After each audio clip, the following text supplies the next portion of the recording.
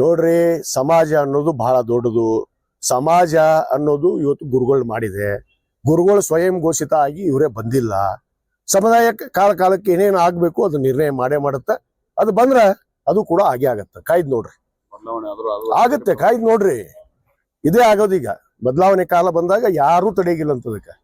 ಅದು ಇಡೀ ಈ ಭೂಮಂಡಲ ಯಾರನ್ನು ನಿಲ್ಸಕ್ಕಾಗಲ್ಲಂತ. ಬದಲಾವಣೆ ಆಗ್ಬೇಕು ಅಂದ್ರೆ ಈಗ ಸುನಾಮಿ ಆಗತ್ತೆ. ಹೆಂಗಾಗತ್ತಾನ? ಹೆಂಗಾತ ಹೇಳಿ ಕೇಳಿ ಬಂತಾನ ಅದು. ಹಂಗ ಇವ್ರ ಕಾಲ ಮುಗುದೈತಿ, ಬದಲಾವಣೆ ಆಗೇ ಆಗತ್ತ. ಮಠ ಕಟ್ಟಿಲ್ಲ, ಸಮಾಜ ಕಟ್ಟಿನಿ ಅಂತ ಹೇಳ್ಕೊಂಡಿದ್ರು ರೀ. ಯಾರ್ರೀ ಕಟ್ಟಿದವ್ರು? ಎಲ್ಲಿದ್ರಿ ಇವ್ರೆಲ್ಲ? ಎಷ್ಟು ದಿವ್ಸ ಹಿಂದೆ ಬಂದಾರ್ರಿ ಇವ್ರು ಸಮಾಜ ಕಟ್ಟಕ್ಕೆ? ಒರಿಜಿನಲ್ ಸಮಾಜ ಕಟ್ಟಿದ ಮನೆತನದಾಗ ಹುಟ್ಟಿದಂತವ್ ನಾನು. ಹಣ್ಣಾಳು ಗುರುಗಳು ನೆನೆಸ್ಬೇಕು, SR ಕಾಶ್ಯಪ್ನವ್ರು ನೆನೆಸ್ಬೇಕು.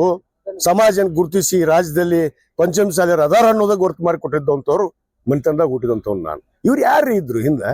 ಸುಮ್ನೆ ಮಾತಾಡ್ತಾರೆ. ಈಗ ಸಮಾಜನ ಬಳಕೆ ಮಾಡ್ಕೋತಾ ಇದಾರೆ ಅಷ್ಟೇ ರೀ. ಬೇಕಾದ್ರ ಸ್ವಾಮೀಜಿನ ಮನ್ಯಾಗ ಇಟ್ಕೊಂತ ಹೇಳ್ರಿ, ಒಯ್ದು ಅಲ್ಲಿ ಮನ್ಯಾಗ ಪೀಠ ಮಾಡ್ಕೊಂತ ಹೇಳ್ರಿ. ಇವ್ನು ಹೇಳ್ತಾನಲ್ಲ, ನಾನು ಅಷ್ಟು ಮಾಡಿದೀನಿ, ಗೌಶಾಲೆ ಮಾಡಿದೀನಿ, ಅಲ್ಲಿ ಈ ಸ್ವಾಮಿಗಳು ಉದ್ಧಾರ ಮಾಡಿದೀನಿ, ಆ ಸ್ವಾಮಿಗಳು ಉದ್ಧಾರ ಮಾಡಿದೀನಿ ಅಂತ ಹೇಳ್ತಾರಲ್ಲ, ಈ ಸ್ವಾಮಿಗಳು ಹೋಗಿ ಇಟ್ಕೊಳ್ಳಿ ಮನ್ಯಾಗ.